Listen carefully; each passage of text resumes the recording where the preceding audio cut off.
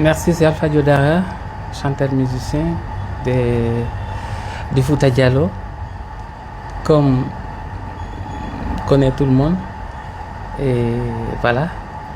À l'état civil aussi, c'est Alpha Diodara ou... Oui, parce que c'est nous, il y a beaucoup qui portent le nom d'Alpha. Il y a Alpha Amadou, Alpha Omar, Alpha Ousmane, Alpha Saliou. Donc, moi, étant un artiste, donc, ils sont collés le nom de mon village, ils sont ajoutés sur mon nom. Dara, c'est le nom Dara, de c'est votre village. De notre village, oui. Le village se trouve où exactement? C'est à Tougué. Sinon, votre vrai nom, c'est? C'est Alpha. Alpha comment? Alpha Amadouba. Alpha Amadouba. Oui. Mais connu sous le nom de Alpha Diodara. Bien sûr. Comment avez-vous débuté votre carrière musicale? Ça n'a pas été facile parce que, avant tout, je ne suis pas griot de naissance et je viens d'une famille très religieuse. Ça n'a pas été facile parce que lorsque je apprenais la musique, c'était à travers d'un ami. Avant tout, d'abord, moi, je suis né à Dakar où j'ai pratiqué mon école coranique à côté de mon père. Et il était trop attaché à moi, il ne m'a pas permis de fréquenter l'école française. Donc, mais j'avais un ami qui apprenait le Coran dans l'école de mon père, il s'appelait Ousseinou Mbaye. Donc, mais lui, il fréquentait l'école et dans leur établissement, il y avait à côté une école là où on apprend les solfèges. C'est-à-dire une école de genre. Ben maintenant, lui, il fréquentait ça, il apprenait. C'est dans ça qu'une fois, un jour, en s'amusant, il m'a parlé de ça. Après, dans la curiosité, je lui ai dit de me montrer ce qu'il apprend. Maintenant, il m'a invité chez lui. Il a fait sortir sa guitare, il m'a montré. Ça a été une sorcière pour moi, tellement que ça m'a... En tout cas, ça m'a attiré d'une façon vraiment qui était étrange pour moi. Donc, il m'a montré, finalement, peut-être comme c'est Dieu qui sait l'avenir de l'homme, et il a mis ces connaissances-là à moi. Ça a été facile à apprendre avec lui. Vous avez appris quoi avec lui? La guitare, parce que c'est l'amour de cette guitare qui m'a mis dans la musique. Ok. Maintenant, lorsque la famille on soupçonnait ça, j'ai été sassé chez nous à cause de ça, parce que le fils d'un grand enseignant de Coran, quand on apprend qu'elle vraiment, vous imaginez? Donc ça a été trop... C'est votre papa qui vous a chassé?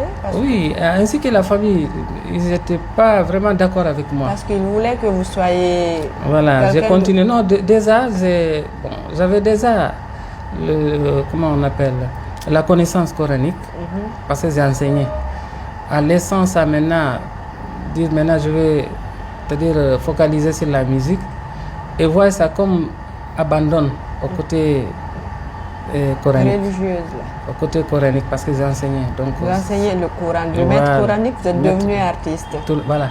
Donc, ça a dégénéré d'une façon... Bon, un jour, j'ai été obligé vraiment comme ça, pour éviter certains mots ou gestes violents, et j'ai été vraiment échappé et aller se cacher quelque part.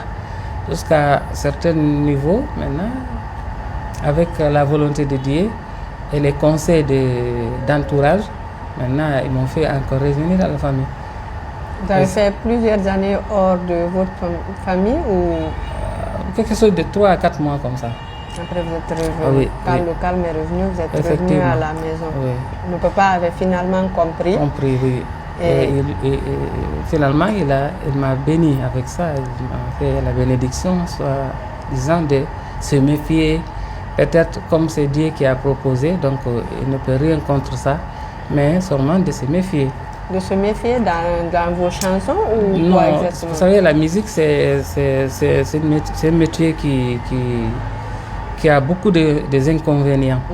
Parce que non seulement il y a l'ambiance, il y a aussi le succès, et il y a l'argent aussi. Et si tu suis ça sans vraiment avoir un bon entourage ou un bon conseiller que toi, l'artiste que tu respectes, ça arrive à te vraiment ramener dans une alternative qui n'est pas bon dans ta future. C'est comme ça.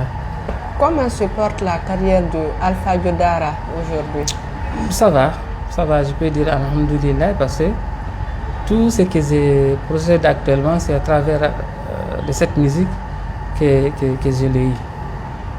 Ma femme, mes constructions, mes véhicules, mon succès, mon argent, tout ça, c'est dans cette musique que j'ai. Vous avez réalisé plusieurs choses, contrairement à d'autres artistes qui sont dans la précarité. Je ne parle pas des autres artistes, mais quand vous me posez des questions de moi, en tout cas, alhamdoulilah, là où ce que Dieu m'a donné, vraiment, ça me tient.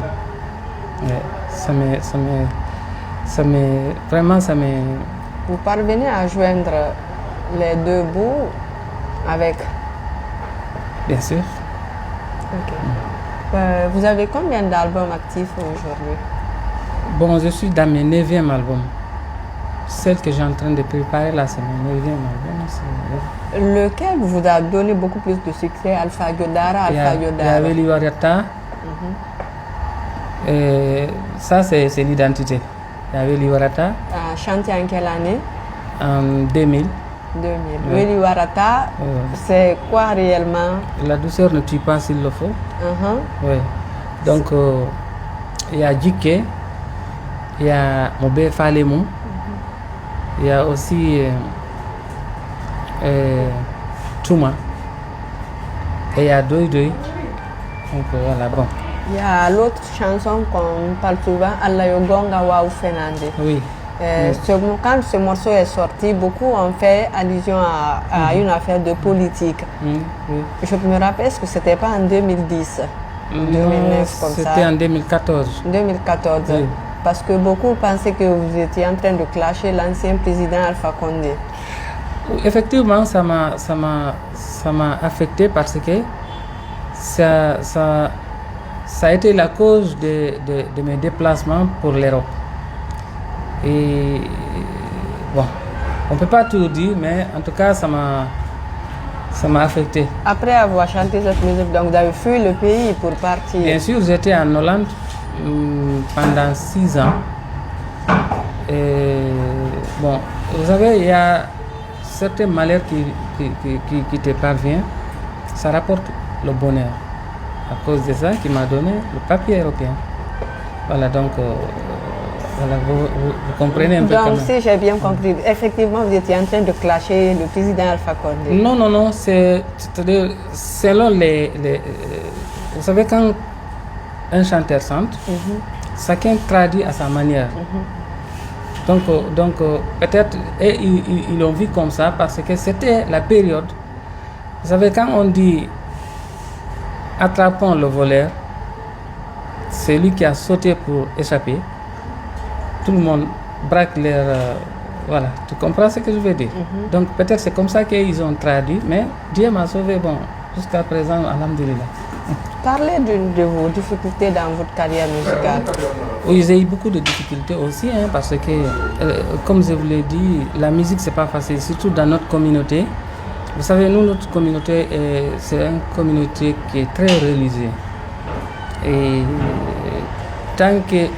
dès que tu rentres dans quelque chose comme la musique, tant que tu n'es pas réussi, beaucoup de gens ne vont pas comprendre ce que toi tu veux, quoi, ou bien ce que tu suis dans ce que tu es. Donc c'est à partir de certains moments que le succès commence à venir, que beaucoup ont compris que je ne suis pas dans la fausseté et ils m'ont accepté. Mais sinon, ça a été difficile. Il y a eu certains moments, même avoir là où passer la nuit, c'était difficile pour moi. Bon. Ouais. À l'époque, et j'ai pas eu quelqu'un qui m'a accueilli, c'est lui, en tant que musicien. Tout le monde me voyait quelqu'un comme un fainéant qui va rien apporter à sa communauté ou à sa famille. Donc c'était comme ça. Et aujourd'hui, par la grâce de Dieu, Alhamdulillah. Ouais. qui est votre idole ou qui a été votre idole dans la musique guinéenne? Ici en Guinée ou en Afrique? En Afrique ou ailleurs? Et c'est Youssou N'Dour. Pourquoi Youssou N'Dour? Parce qu'à l'époque, à Dakar, j'ai aimé sa façon de chanter, j'ai limité beaucoup même. Youssou N'Dour, vraiment, c'est mon idole. Et en Guinée? En Guinée, bon, disons, c'est Babambino, et il y a aussi Bintalali.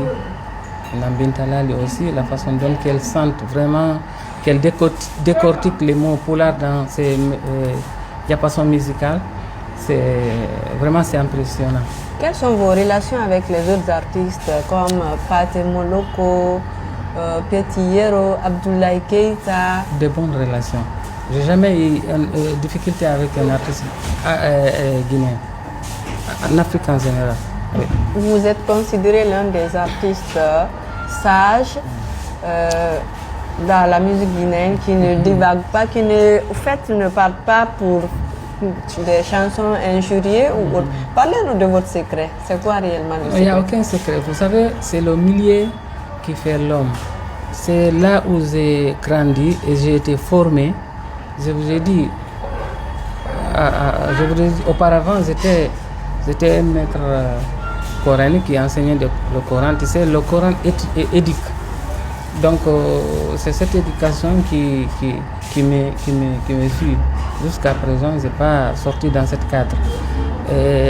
Mon éducation, voilà, et ma religion aussi, et la considération que Dieu m'a donnée envers les gens ne me permet pas de faire n'importe quoi. Ouais. Si un jour vous partez à la Mecque et vous revenez, vous allez arrêter de chanter ou quels sont vos projets futurs? Si Dieu me donne cette opportunité, ça fait partie dans mes programmes. Je vais laisser la musique avant d'abord d'être à la Mecque. Oui. C'est pour quand ou... Ça, c'est Dieu qui le sait, mais en tout cas, Inch'Allah, j'ai pris le bon Dieu de me donner cette opportunité le plus vite possible. Vous avez d'autres activités ou bien... Oui, j'ai fait le business commercial aussi, avec ma femme et mes enfants, on s'entraide. Des fois, quand je pars, j'achète des choses, j'amène et puis on le revend. Parlant de partir revenir, vous êtes en Guinée pour un séjour ou vous êtes définitivement revenu? Moi, je suis en Guinée, je suis là, définitivement je suis là. Moi, j'ai fait mes tournées juste parce que c'est le métier qui est comme ça. Sinon, je suis là, bien que j'ai mes papiers européens, mais je suis là tranquille avec ma famille. Voilà. Parlant des tournées, parlez-nous parlez-nous de l'avenir des artistes guinéens à l'international. Bon, actuellement, la musique guinéenne, ça va, hein, parce que quand ça commence d'être écouté partout, moi, à Rotterdam, en 2019, bien qu'il y avait la Covid, mais comme c'était pas, en ce moment, c'était pas bien présenté, j'ai trouvé des Hollandais qui écoutaient une chanson de Bembe Ayaz. Bon, et aussi, à l'époque, il y avait Mori Kanté qui était écouté, mais maintenant, là, il y a beaucoup d'artistes guinéens, tels que Malamba Kanté, tels que Soulban, parce que lui, il fait des afro-beats, et aussi même Nena Bintalali. Hein, voilà. J'ai visité je visite des fois quand je pars, je sors avec des amis pour aller dans les différents restaurants et aussi dans les différentes boîtes. Je entends comme ça certaines musiques guinéennes. Voilà. Donc, ça veut dire que vraiment ça commence à laisser toutes les nouvelles générations aussi. Ils travaillent bien parce que les Gelkaba Bintou et aussi l'autre là. Habib Fatako, oui. Habib aussi. Il y a Saifon Baldé aussi. Et il y a Nenam Bintalali. J'ai entendu tout ça dans les lieux où gérer les Blancs même, qui ne comprennent même pas les langues africaines. La Guinée en particulier, surtout en plus forte raison, la langue que nous, les Guinéens, on utilise ici. Donc cela veut dire, la musique, ça commence à aller dans le bon truc, bon allure. À l'international. Ouais. Est-ce que c'est prévu que vous sentez une chanson pour le président Mamadi Doumbouya comme certains artistes? Bon, Doumbouya c'est un président pour tous les Guinéens. Et le métier musical, chaque artiste a son choix, n'est-ce pas? Donc chacun est libre. Peut-être eux qui ont chanté le président, c'est comme ça ils ont choisi. C'est notre président. Moi je ne vois pas quelque chose qui est mal dans ça. Mais moi personnellement, je ne suis pas fait pour chanter un chef. Je préfère mes fans, ma communauté, mon pays. Et surtout, j'ai pris le bon Dieu que la paix règne dans notre pays. Ouais. Amina, comment vous voyez la musique pastorale en Guinée aujourd'hui? Bon, ça va, mais seulement actuellement, la musique pastorale commence à perdre sa valeur. Parce que les nouvelles générations ignorent ce qu'on dit, le rétroviseur. Regarde, comment on appelle ça? Faire face à la source, là où se trouve notre folklore, notre riche folklore. Parce que dans notre musique pastorale, il y a Kerona dedans, il y a ce qu'on dit Ngoni Hodo en langue polaire, il y a les bolons, il y a le calébas, il y a les wasakumba, il y a castagnette, il y a la flûte aussi. Il y a beaucoup de choses, les instruments qui donnent à cette musique à sa valeur, qui rend cette musique à sa valeur. Les nouvelles générations actuellement ignorent ça. Et tandis que c'est ce qui va vraiment, on a une musique qui est riche. Aujourd'hui, imiter un Nigérien ou bien un Européen ou un Américain, laissez pour toi, peut-être ça peut te donner des vies, mais ça ne te donne pas la valeur. Parce que nous, quand on va en Europe, c'est quand on utilise nos instruments, les Blancs viennent nous demander, mais comment vous faites pour vraiment utiliser ça?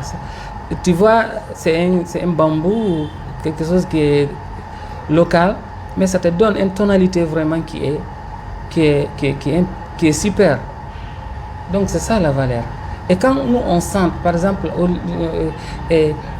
on sent notre langue dans notre folklore, et ils nous demandent aussi, vous dites quoi? Qu'est-ce que ça veut dire? Ce que vous parlez là, ça parle de quoi? Je pense que c'est ça la valeur. Quand ils sont devant un blanc, un Européen ou un Américain, ils te demandent qu'est-ce que tu dis dans cette chanson. Au lieu de chanter le français ou l'anglais, tu ne peux pas chanter un anglais devant un anglais, tu le convaincs dans sa langue. Mais dans ta langue maternelle, toi, quand tu chantes et qu'on te demande qu'est-ce que tu dis, c'est-à-dire quel message que tu lances dans cette musique, je pense que c'est ça la valeur. Et c'est pourquoi nous, porteurs de messages, si vous me demandez comment la musique pastorale se comporte, c'est ça ma réponse. Elle est bien, mais ils ont commencé à laisser et dévier vraiment la vraie musique pastorale. Est-ce que c'est pas et tandis que notre couleur musicale, ça va avec tous les tempos. Oui. Est-ce que c'est pas parce qu'il y a le manque d'instruments pastoraux aussi aujourd'hui? Parce que c'est comme si ces instruments sont maintenant rares ou sont abandonnés. Voilà. Moi, je peux dire que c'est abandonné. Sinon, la brousse n'est pas ragée. Hein? Il y a les bambous dans nos brousses. Il y a les arbres. Il y a tout. Quand on veut tout ce créer un goni traditionnel, tu peux avoir ça dans nos bouches. Donc c'est une négligence et voilà, un abandon, c'est comme ça. On va faire un cap sur le morceau Weli Warata. Ayo ni devion ko Weli Warata. On si be yimbe ko Weli Warata. Ay ko Weli Warata yo fe undi ko Weli Warata. Holla nan kala pito gorko ko Weli Warata. Holla nan kala pito debbo ko Weli Warata. Si debbo labado ko dongal yo alla rondo kala falado. Ko Weli Warata yo fe undi beji ke bonneta ke mume. Africa Guinée ko Weli Warata. Africa Guinée vraiment ko Weli Warata on nani voilà. Awa chef Banyan ko Weli Warata. Chef Banyan ko Weli Warata. Sidi Kundara ko Weli. Sidi Kundara ko Weli Warata. Non c'est mi on a tempo di. OK. D'accord, on va continuer. Est-ce que vous souhaitez qu'un de vos enfants soit artiste comme vous? Non. Pourquoi? Déjà moi, et vous savez, dans l'avenir de l'homme, dans le destin de l'homme, ça est dans la main de Dieu. C'est dans la volonté de Dieu et le vœu de la personne. Par exemple, moi, mon père était un enseignant, mon grand marabout, qui n'a jamais voulu la musique, qui n'écoute même pas la musique. Vous voyez? Mais moi, j'ai aimé la musique. Et mes enfants n'aiment pas la musique. Ils n'écoutent même pas la musique.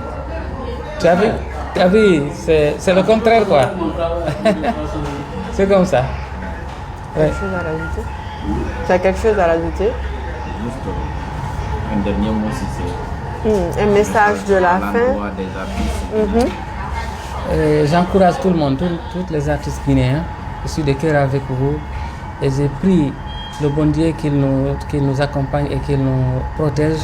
Et surtout, qu'il fait face à notre folklore et qu'il met la valeur à notre musique, surtout la musique pastorale en particulier. Parce que, tu as vu, les Malinké, ils nous ont abandonné le balafon, la kora, vous voyez. Et nous, on doit faire valeur à nos instruments musicaux. C'est ça, c'est ce que je peux dire. Vraiment essayer de composer bien et surtout éviter les mots qui dérangent et qui vraiment orientent les nouvelles générations à des choses qui est anormal. Donc c'est tout ce que j'ai à Le dire. BGDA vous paye bien? Bon, là, je peux laisser ça. Les autres vont répondre à cette question. Mes collègues. Mais vous parvenez à recevoir quand même vos droits d'auteur? Oui. D'accord. Oui. Merci beaucoup, Monsieur Merci. Alpha Diodara. Au plaisir. Au plaisir.